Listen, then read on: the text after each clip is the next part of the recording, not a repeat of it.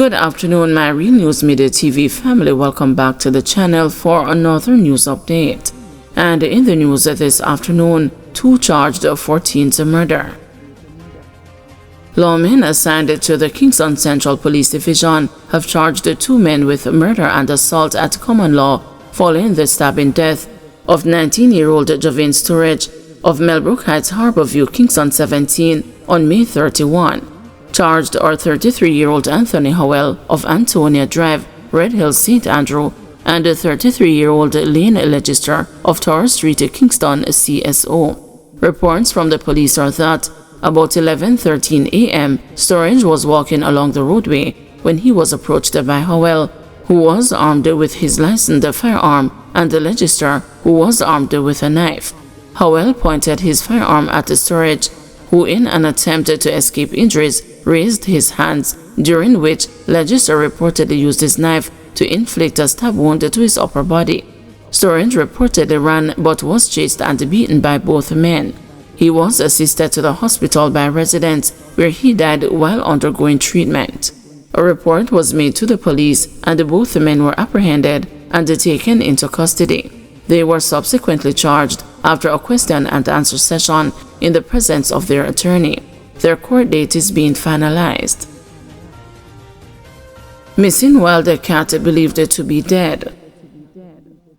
The missing ocelot cub that sparked public concern and a multi-agency search in Black River, St. Elizabeth is now believed to be dead. The National Environment and Planning Agency gave the update after queries by the news. The Jamaica Defense Force issued a warning on May 7, urging residents to be on the lookout after the wild animal escaped containment during a smuggling bust on Jamaica's south coast. The view is that it died, said Anthony Mackenzie, Director for Environmental Management and Conservation at NEPA. The young ocelot was brought into the country illegally aboard a vessel intercepted by the JDF Coast Guard. The ship was reportedly carrying a trove of contraband, including marijuana, monkeys, parrots, and what authorities initially believed to be a tiger cub. That identification was later corrected after NEPA confirmed it was a baby ocelot, a wild cat native to the Americas. Mackenzie explained that the animal's age made its survival in the wild highly unlikely.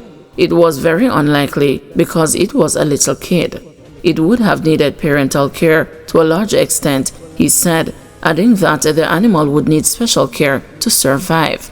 NEPA had cautioned the residents that although the animal resembled a kitten and was about the size of a larger soda bottle, it was still a predator capable of inflicting injury. The agency warned the people not to approach or attempt to tame the animal if spotted. But weeks have passed without any credible sightings, and while there remains a slim chance that someone may have found the cub and is secretly caring for it, Mackenzie told the news that's highly unlikely. There is always that possibility, but I mean, due to the remoteness and so on of some of the areas, based on our evaluation, it most likely would have died by now, he said.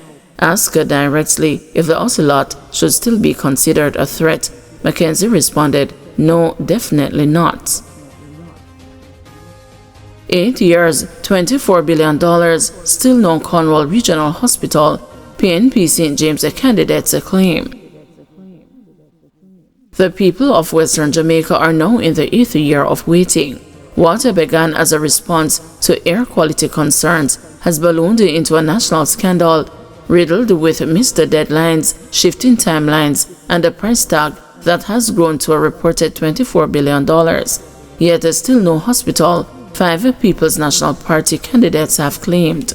In a joint call on the government, the 5 who will contest the impending elections later this year from the St. James constituencies said they are united in condemning yet another delay in the completion of the Conwell Regional Hospital rehabilitation project. They are Nikisha Burchell, St. James Southern, Dr. Andre Houghton, St. James West Central, Senator Janice Allen, St. James Central, Alan Bernard, St. James Northwestern, and Rochelle Reed Knott, St. James East Central. We're not just talking about blocks and steel, this is about survival.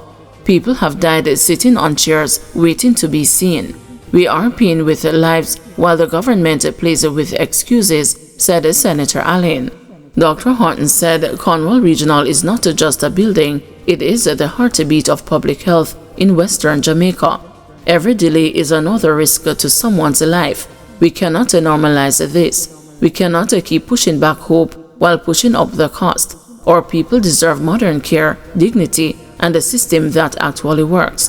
For her part, Burchell said, this hospital has become the most painful symbol of state failure. For $24 billion, we could have built a brand new hospital and expanded care across the region.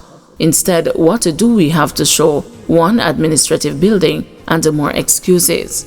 Every week I receive calls from constituents, some crying, some angry, who can't get basic treatment or timely care. The personal toll is unbearable. This is not just unacceptable, it is unforgivable. Bernard declared the time for excuses is over. This government has failed to deliver.